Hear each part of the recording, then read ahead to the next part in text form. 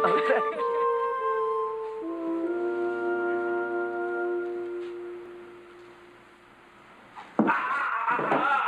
Moved in good time. Like him that moved you can never move you can.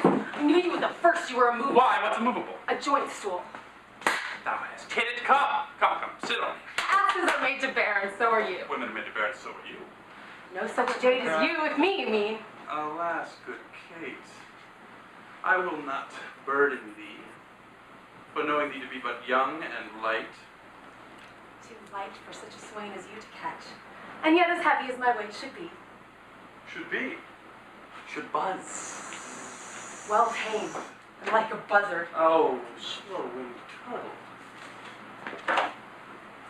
Shall a buzzard take thee? Aye, for a turtle as he takes a buzzard. Come, you wasp and fig, you are too angry. If I be waspish, best beware of his My brevity is then to pluck it. Aye, if the bull could find it where it lies. Or a wasp is where his sting in his tail. In his tongue. Whose tongue? Yours if you talk of tails, and so farewell. What? With my tongue in your tail? Nay, come again, good Kate. I am a gentleman. That I'll try. I swear I will copy you if you strike again. So may you lose your arms if you strike me. You are no gentleman. And if no gentleman, why then no arm? Put me in thy books.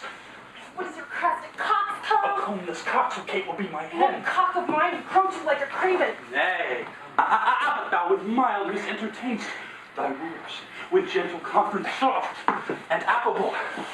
Why does the world report that Kate doth live? Oh, slanderous world! Kate, like the hazel twig, is straight and slender, and is brown and hue as hazelnut, and sweeter than the kernels. Oh. Let me see thee walk. Thou dost not halt. Go, fool, and whom not keep. Did ever Diane so become a grove as Kate, this chamber with her princely gait? Oh, be thou Diane, and let her be Kate, and then let Kate be chaste, and Diane is Where did you study all this goodly It is speech? extemporary from my mother wit. A witty mother, witless else her son. Scene. Okay. Now, what can you tell me?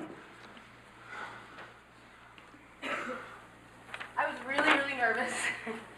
And I was definitely watching myself through parts of it. There were parts of it that I really felt active in it. And I think definitely more the physical, because I physically am half to trying to get away from him. I've never encountered a man like this before. I've never encountered a man who challenged me. So I think there's times that I, as Kate, don't know what I'm doing. All right.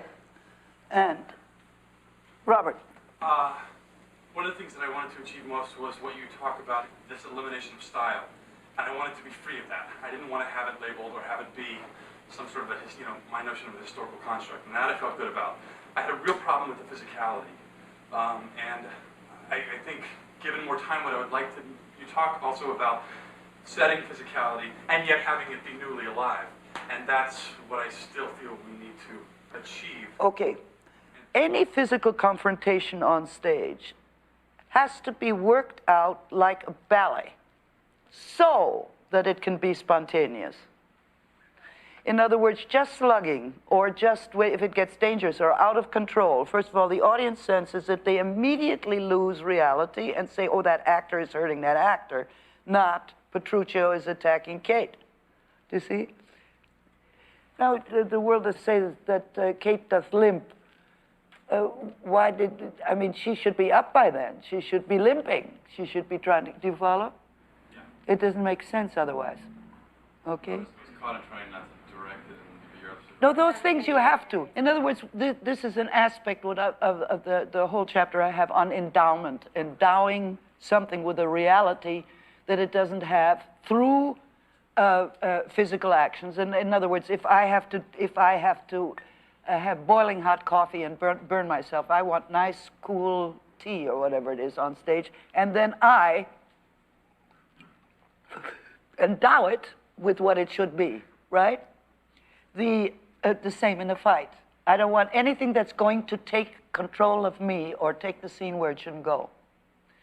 So, but I want to work on it so that it has sensory reality to me, and then bring it about so that I can believe it and then the audience will believe it.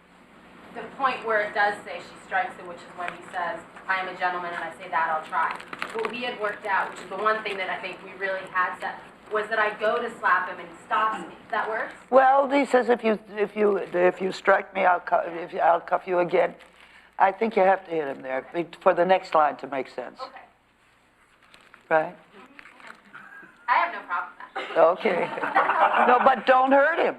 You got to believe you slap him, but work on it so that you aren't hurting him. Right?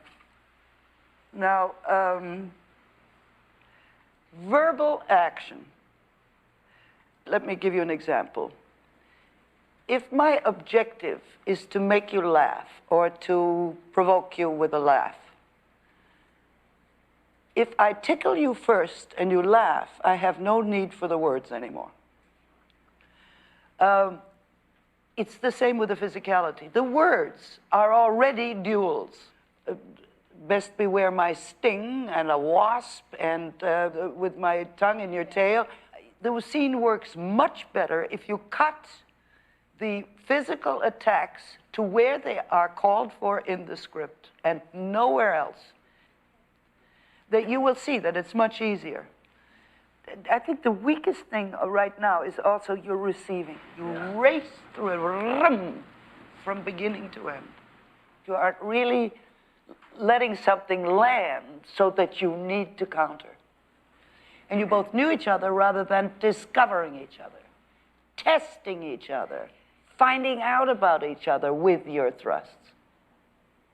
Don't know what he's going to see. If you expect something else, how does this take you so that you need to find a counter?